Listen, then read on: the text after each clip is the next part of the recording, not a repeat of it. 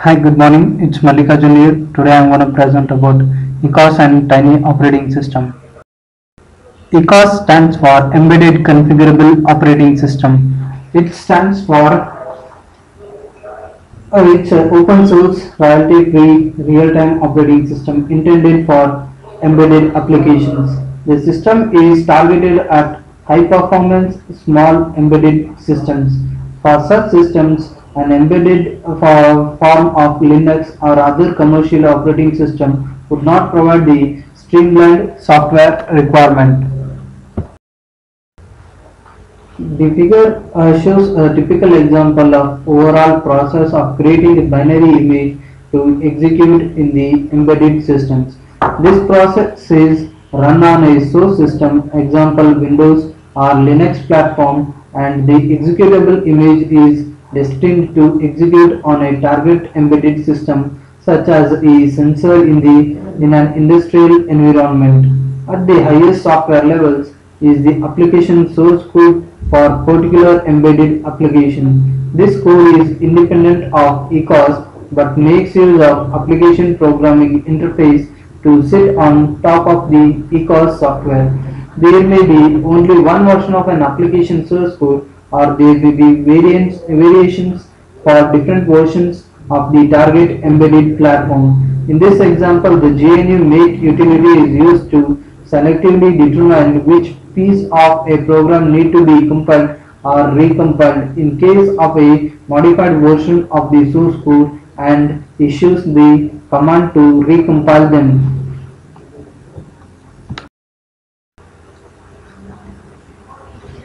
The figure shows the ECOS layer structure. The first layer is the hardware abstraction layer. On top of that, is the kernel layer and the device drivers. And then we have the standard C library and the user application code. The key design requirement for ECOS is the portability to different architectures and platforms with minimal effort. To meet this requirement, ECOS consists of a layered set of components. Hardware abstraction layer consists of APIs to the upper layer, different for each hardware platform. Here is a piece of code which is to enable the interrupts, that is ARM architecture, and this is a small piece of code for the PowerPC to enable the interrupts. HAL is implemented as three separate modules. Architecture defines the processor family type. This module contains the code necessary for processor startup, interrupt delivery, context switching, and other functionalities specific to the instruction set architecture of that processor family.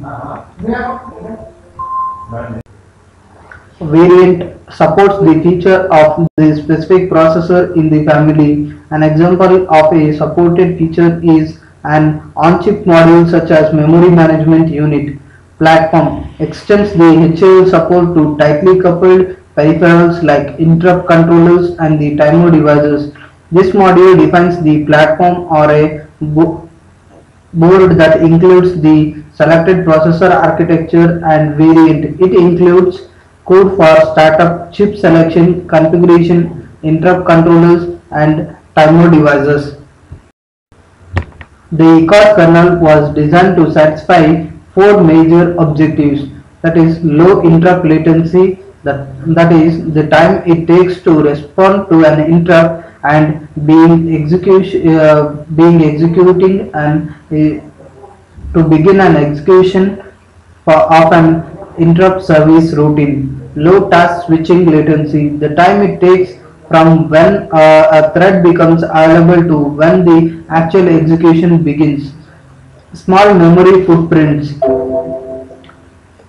Small memory footprints. Memory resources for both program and data are kept to a minimum by allowing all components to configure memory as needed. Deterministic behavior. Throughout all aspects of execution, the kernel performance must be predictable and bounded to meet the real-time application requirements. Some functionality that is typically included in the kernel of an operating system is not included in the ECOS kernel. Example, memory allocation is handled by a separate package. Similarly, each device driver is a separate package. The ECOS IO system is a framework for supporting device drivers. A variety of drivers for a variety of platforms are provided in the ECOS configuration package. These include drivers for several devices, Ethernet, flash memory interfaces, and various I/O interconnects such as peripheral component interface and universal serial bus, that is USB. In addition, users can develop their own device drivers. The peripheral objective of I/O system is efficiency with no unnecessary software layer or extraneous functionality. Device drivers provide the necessary functions for input, output, buffering, and device control. Device drivers and other higher layer software may be implemented directly on the hardware abstraction layer if this is appropriate. If specialized kernel type functions are needed, then the device driver is implemented using a kernel API. The ECOS kernel can be configured to provide one of the two scheduler designs, the bitmap scheduler and a multi-level queue scheduler. The bitmap scheduler provides efficient scheduling for a system with a small number of threads that may be active at any point in time. A multi-queue scheduler is appropriate if number of threads is dynamic or if it is desirable to have multiple threads at the same priority level. The multi-level scheduler is also needed if time slicing is desired. A bitmap scheduler supports multiple priority levels, but only one thread can exist at each priority level at any given time. Scheduling decisions are quite simple with this scheduler. When a blocked thread becomes ready to run, it may preempt a thread of low priority. When a running thread suspends, the ready thread with the highest priority is dispatched. A thread can be suspended because it is blocked on a synchronization primitive, because it is interrupted, or because it relinquishes control. Because there is only one thread at most each priority level, the scheduler does not have to make decision as to which thread at a given point priority level should be dispatched next. The bitmap scheduler is configured with 8, 16 or 32 priority levels. A simple bitmap is kept on the thread that are ready to execute. The scheduler needs only determine the position of the most significant one bit in the bitmap to make the scheduling decision.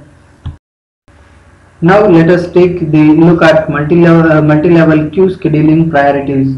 The multi-level queue scheduler supports up to 32 priority levels. The multi-level queue scheduler allows for multiple active threads at each priority level, limited only by system resources. The figure illustrates the nature of the multi-level queue scheduler. A data structure represents the number of ready threads at each priority levels. When a blocked thread becomes ready to run, it may preempt a thread of low priority.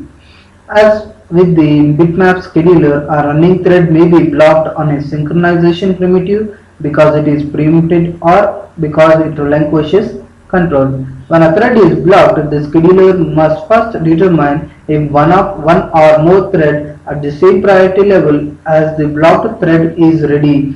If so, the scheduler chooses the one at the front of the queue. Otherwise, the scheduler looks for the next highest priority level with one or more ready threads and dispatches one of these threads. In addition, the multi-level queue scheduler can be configured for time slicing. If a thread is running and there is one or more ready threads at the same priority level, the scheduler will suspend the running thread after one time slice and chooses the next thread in the queue at that priority level. This is a round-robin policy within one priority level. Not all applications require time slicing. The ECOS kernel can be configured to include one or more of the 6 different thread synchronization mechanisms. These include the classic synchronization mechanism such as mutex, semaphores, and condition variables. In addition, ECOS supports two synchronization or communication mechanisms that are common in real-time systems, namely event flags and mailboxes. Finally, the ECOS kernel supports pin locks, which are useful for symmetric multiprocessing systems. This is a small piece of code which describes how to declare a mutex and how to use the mutex in the code. This is the syntax for creating a mutex variable, and this is the semantics for locking a mutex, and this is a semantic for unlocking a mutex. This is a simple code which explains how to use mutex and condition variables hand in hand. As in the previous slide, we have seen that how to declare a mutex variable. This is a syntax for creating a condition variable, and this is a syntax for creating a locking a mutex, and this is the syntax for which waits for a resource, that is the condition variable will be waiting for the resource while the resource count is equivalent to 0, and then it will go ahead and reduce the count. Then we are going to go ahead and unlock the resources mutex. Now let us have a look at Tiny operating system. Tiny OS takes the processor of streamlining to a much further point, resulting in a very minimal OS for embedded systems. The core OS requires 400 bytes of code and data memory combined. Tiny OS represents a significant departure from other embedded operating systems. Tiny OS is not a real-time operating system. The reason for this is the expected workload, which is the context of wireless sensor network. Because of a power consumption, these devices are of most of the times applications tend to be simple with processor contention not much of an issue. In Tiny OS there is no kernel and there is no memory protection, and it is a component based OS. There is no processor. The OS itself does not have a memory allocation system. Interrupt and exception handling is dependent on the peripheral, and it is completely non-blocking. So there are few explicit synchronization primitives available. Figure shows a typical wireless sensor network topology. Here we have the host PC, the base station, and the sensors. The dark line represents the wired network and the dotted lines represents the wireless links. The Tiny OS was developed primarily for use with networks of small wireless sensors. A number of trends have enabled the development of extremely compact, low-power sensors. Low-cost, small-size, low-power consuming wireless sensors can be used in a host of applications. The figure shows the typical configuration. Now let us look at the Tiny OS goals. With the Tiny distributed sensor application in mind, the following goals were set for Tiny operating system. Allow high concurrency. In a typical wireless sensor network application, the devices are concurrency intensive. Several different flows of data must be kept moving simultaneously. While sensor data is put in a steady stream, processed results must be transmitted in a steady stream. Also, external controls from remote sensors or base stations must be managed. Operate with limited resource. Target platform has a limited memory and a computational resource and run on batteries or solar power. A single platform may offer only kilobytes of program memory and hundreds of bytes of RAM. The software must make efficient use of available processor and memory resources while enabling low power communication. Adapt to hardware evolution. Hardware is in consistent evolution. Applications and most system services must be portable across the hardware generations. It should be possible to upgrade the hardware with little or no software change if functionality remains same. Support a wide range of applications. Applications exhibit a wide range of requirements in terms of lifetime, communication, sensing, and so on. A modular, general-purpose embedded operating system is desired so that a standardized approach leads to economies of scale in developing the applications and support a diverse set of platforms. A general-purpose embedded OS is desirable. Be robust. Once deployed, a sensor network must run unattended for months or years. Ideally, there should be a redundancy both with single system and across the network's sensors. However, both types of redundancy require additional resources. One software characteristic that can provide robustness is to use highly modular standardized software components. Now let us look at the tiny operating system components. An embedded software system built using tiny operating system consists of a set of small modules called components, each of which performs a simple task or set of tasks and which interface with each other and with hardware in a limited, well-defined way.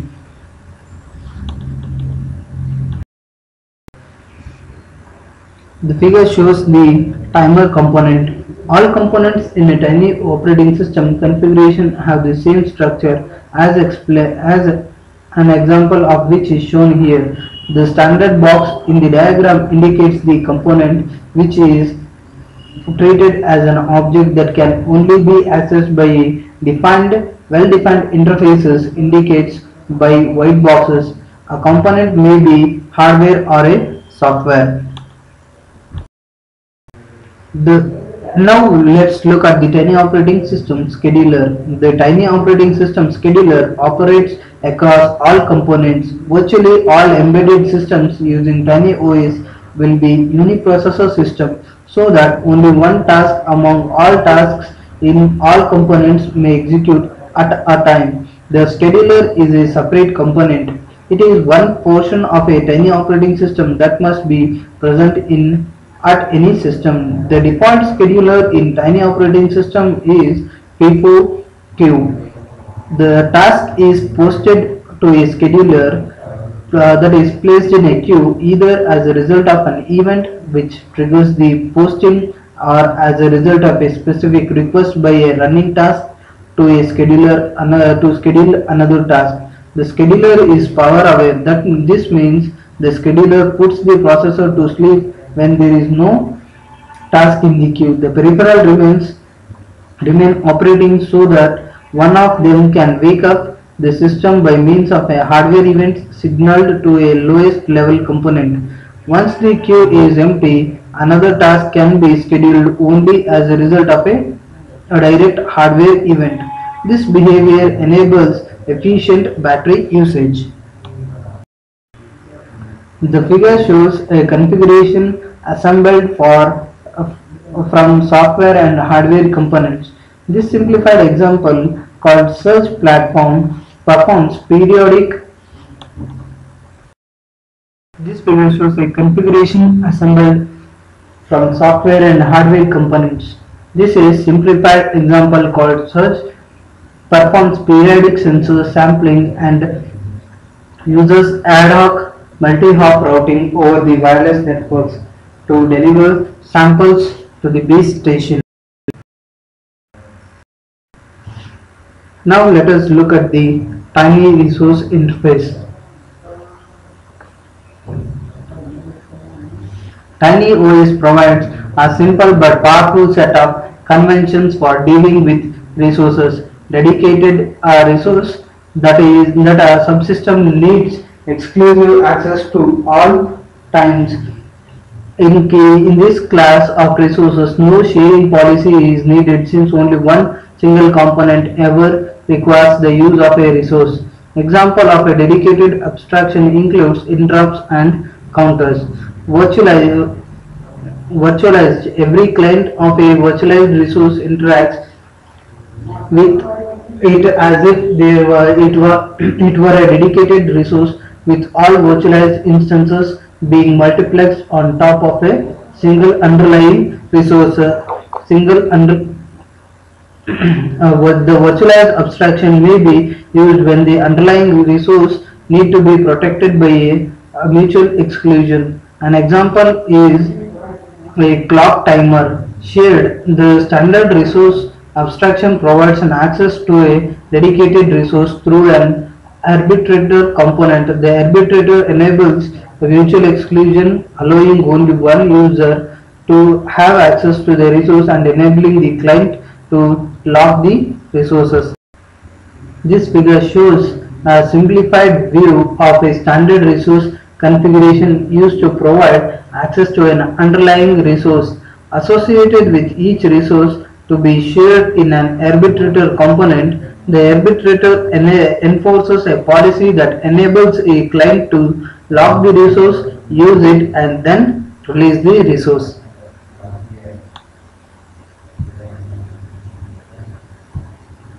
Thank you.